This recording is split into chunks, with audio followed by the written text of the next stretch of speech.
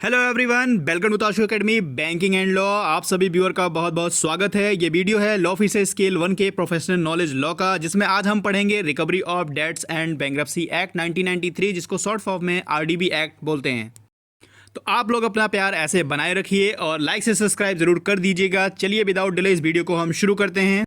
तो आज हम इस वीडियो में क्या पढ़ने वाले हैं, तो यहाँ मैंने पहले आपको बता दिया है आरडीबी एक्ट के बारे में पढ़ेंगे, जिसमें आप डीआरटी और डीआरएटी पढ़ते हो। सरफेसी के थ्रू कुछ कनेक्शन इनका होता है। तो चलिए पूरी डिटेल से इस वीडियो के बारे में समझते हैं कि आखिर डीआरटी, डीआरएटी और आरडीबी एक्ट क्या है। तो यहाँ पर हम लोग पढ़ने जा रहे हैं आरडीबी एक्ट, जो 1993 में आया था। तो इसकी ज़रूरत क्यों पड़ी हमारे जुडिशरी सिस्टम में आने के लिए, क्योंकि पहले से हमारे पास जुडिशरी सिस्टम मौजूद है। सबसे पहले होता है सेशन कोर्ट, फिर उसके ऊपर होता है डिस्ट्रिक्ट कोर्ट, फिर होता है हाई कोर्ट और फिर होता है सुप्रीम कोर्ट। तो जब इन सब कोर्ट की हमारे पास पहले से व्यवस्था थी, तो फिर आरडीबी एक्ट को लाने की क्या ज़रूरत पड़ गई थी, इस बारे में पहले हम लोग समझेंगे। तो लाने की जरूरत इसलिए पड़ी क्योंकि इस एक्ट का नाम है recovery of debts and bankruptcy act, यानी जो हमारी पूरी डेट रिकवरी है, यानी जो हमारे बैंक हैं और जो हमारी फाइनेंशियल इंस्टीट्यूशन है, ठीक है, एफआई जिसको बोलते हैं हम लोग, शॉर्ट फॉर्म में एफआई बोलेंगे। इनको जब अपना पैसा रिकवर करना होगा तो ये कहाँ जाएंगे? सबसे पहले क्या सेशन कोर्ट जाएंगे, डिस्ट्रिक्ट कोर्ट जाएंगे, हाई कोर्ट जाएंगे और सुप्रीम कोर्ट जाएंगे। तो क्या इनका पैसा एक समय के अंदर रिकवरी हो पाएगा? क्या वो पैसा अपना रिकवर कर पाएंगे?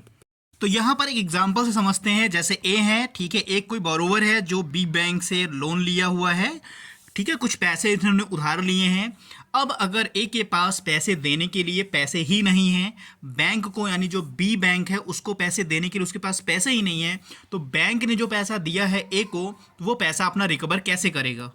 तो हमारे यहाँ जो पहले व्यवस्था थी रिकवरी करने के लिए, शूट फाइल होता था सेशन कोर्ट में, जो सबसे लोअर कोर्ट होता था, ठीक है, वहाँ पर फाइल होती थी। उसके बाद वहाँ पर केस चलता था, सालों साल, कई सालों तक चलता था। यहाँ की जो बैंक का पैसा था बिल्कुल डेड हो जाता था, मर जाता था।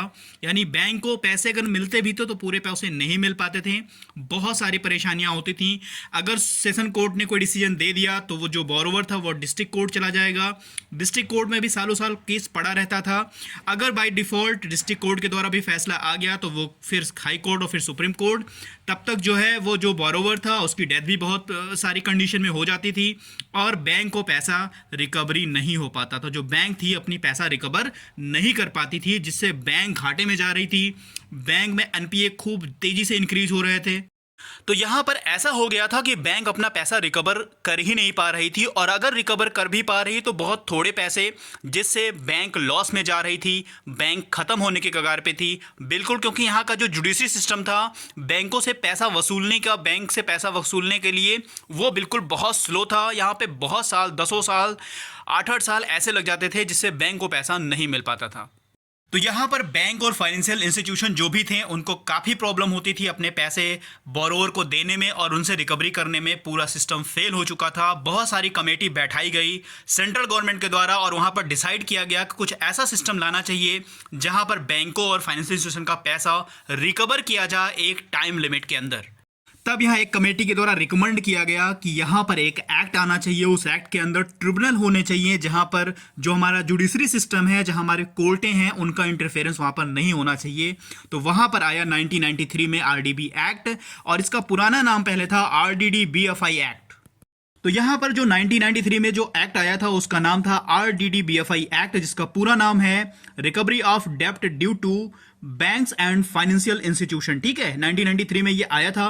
फिर इसका नाम बदलकर आरडीबी एक्ट 1993 कर दिया गया। तो यहाँ पर ये दो एक्ट के अंडर दो ट्रिब्यूनल बनाए गए जिनका नाम था डीआरटी और डीआरएटी। ये दो ट्रिब्यूनल थे जिसका पूरा नाम आप लोग को पता है। आप लोग कमेंट भी करके बताया करिए। डीआरटी मतलब डेट रिकवरी ट्रिब्यूनल और डीआरएटी मतलब डीरैट इसको बोल सकते हैं, डेट रिकवरी अपीलेट ट्रिब्यूनल। तो आप समझ चुके होंगे कि आरडीबी एक्ट लाने का पर्पज क्या था। तो जो हमारे बैंक थे और फाइनेंशियल इंस्टीट्यूशन थे जिन्होंने किसी पर्सन को, किसी बोरोवर को पैसे दिए थे, उनकी रिकवरी के लिए एक within a time, within a period recovery के लिए विदाउट इंटरवेंशन ऑफ कोर्ट, तो यहाँ पर आरडीबी एक्ट का एस्टेब्लिशमेंट किया गया था। तो यहाँ पर अब बैंक को अपने पैसे को रिकवरी करनी होगी तो वो डीआरटी में एप्लीकेशन को फाइल कर सकते हैं। और यहाँ पर अगर एक बार एप्लीकेशन फाइल हो जाता है तो आप उस एप्लीकेशन को किसी दूसरे कोर्ट में नहीं ले जा सकते हैं। तो एक्ट को शुरू करने से पहले ये ब्रीफ हिस्ट्री थी आरडीबी एक्ट की। अगर आपको पूरी डिटेल हिस्ट्री चाहिए तो आप कमेंट में करके ज़रूर बताइएगा। तो आरडीबी एक्ट की पूरी आपको एक हिस्ट्री का एक वीडियो मिलेगा कि आरडीबी एक्ट की शुरुआत किस कमेटी के द्वारा और कैसे कैसे यहाँ पर एस्टेब्लिशमेंट किया गया था। तो चलिए हम वीडियो को शुरू करते हैं, और वीडियो को शुरू करने से पहले हम इसके प्रियम्बल को पढ़ेंगे, देन हम इसके इंपॉर्टेंट सेक्शंस और इनके पूरे प्रोसीजर की बात करेंगे, इनके पूरे रूल की बात करेंगे, जहां से हमारे एग्जाम में इंपॉर्टेंट क्वेश्चन आते हैं। और एक्ट को समझने के लिए थोड़ा सा हमें इनके सेक्शन को, इनके रूल को और इनके जो भी प्रोसीजर हैं वो हमें समझने की ज़रूरत पड़ेगी। तो चलिए फाइनली इस वीडियो को शुरू करते हैं। आरडीबी एक्ट 1993 का है, और आरडीबी का फुल फॉर्म मैं पहले भी बता चुका हूं। अगर आपको भी बताना है तो कमेंट में करके ज़रूर बताएं। ये है इस एक्ट का प्रियम्बल। और प्रियम्बल क्यों बनाया जाता है? क्योंकि हर एक्ट किस लिए बनाया गया है, वो किस पर्पज़ के लिए बनाया गया, उसका वर्क क्या है, तो वो प्रियम्बल में बताया जाता है। एकदम ब्रीफ में बताया जाता है कि इसलिए इस एक्ट को बनाया गया है। तो यहाँ पर हम लोग पढ़ेंगे कि ये जो प्रियम्बल है वो किस लिए इस एक्ट को बनाया गया है। तो यहाँ पर हमें इस चीज़ की नॉलेज होगी, इस चीज़ की हमें जानकारी मिलेगी। इस प्रियम्बल में क्या बताने की कोशिश की जा रही है? इस प्रियम्बल में ये बताने की कोशिश की जा रही है कि इस एक्ट में जो एजुकेशन अथॉरिटी होगी, यानी जो ट्रिब्यूनल बनाया जाएगा, उसमें रिकवरी का जो प्रोसेस है, जितने भी हमारे बैंक हैं या फाइनेंशियल इंस्टीट्यूशन है, उनकी रिकवरी, उनके जो ड्यूज है, उनके जो डेट की रिकवरी है, वो कैसे की जाएगी। अगर किसी बोरोवर को उन्होंने ऋण दिया है या उनका कोई ड्यूज रह गया है, जो बकाया रह गया है, उनकी रिकवरी कैसे की जाएगी। तो यहां पर एक एक्सपेडिशन एजुकेशन, यानी एक तीव्रतर न्याय निर्णयन, ऐसा ट्रिब्यूनल बनाया जाएगा जहां पर वहां पर फास्टेस्ट एजुकेशन हो पाए, उनका एक न्याय निर्णय एक टाइम के अंदर अंदर ही आ पाए। यानी जो बैंक हैं, जो फाइनेंशियल इंस्टीट्यूशन हैं, उनके जो पैसे की रिकवरी है, एक मतलब उसका तीव्रतर, एक मतलब फास्टेस्ट उसमें उनका डिसीजन हो। यहां पर शामिल किन चीज़ों को किया गया है? इंसॉल्वेंसी रेजोल्यूशन को भी, bankruptcy of individual partnership firm, इन सब का जो भी ड्यूज है, जो भी बकाया है, जो भी चीज़ें हैं, तो यहाँ पर एक ट्रिब्यूनल को एस्टेब्लिशमेंट किया जाएगा, बनाया जाएगा, जिसमें एक तीव्रतर न्याय होने की पूरी चीज़ें रहें कि जो टाइम दिया गया इस एक्ट में, उस एक्ट के अंदर इनकी रिकवरी का प्रोसेस पूरा हो जाए। तो यहाँ पर प्रियम्बल सिर्फ इतना कहना चाह रहा है। अगर हम सिंपल लैंग्वेज में कहें तो एक फास्टेस्ट न्याय निर्णय के लिए ट्रिब्यूनलों को एस्टेब्लिश करना है, उनकी स्थापना करना है, और जो हमारे बैंक हैं और फाइनेंशियल इंस्टीट्यूशन है, जो वित्तीय संस्थाएं हैं, उनके डेट और उनके ड्यूज की रिकवरी करने के लिए अधिनियम को बनाया गया है। अब हम शुरू करेंगे एक्ट को, जहां पर सेक्शन 1 क्या कहता है? Short title, extended commencement and application. क्या शॉर्ट टाइटल होगा? दिस एक्ट में be called the recovery of डेब्ट एंड बैंकरप्सी एक्ट 1993, जिसको आरडीबी एक्ट बोलेंगे हम लोग, ठीक है, शॉर्ट फॉर्म में आरडीबी एक्ट कहेंगे। सेकेंड पॉइंट जो यहां पर है कि इस एक्ट का एक्सटेंड कहां तक है, यानी विस्तार कहां तक है, तो ये पूरे भारत पर, यानी होल ऑफ इंडिया, पूरे भारत पर अप्लीकेबल है।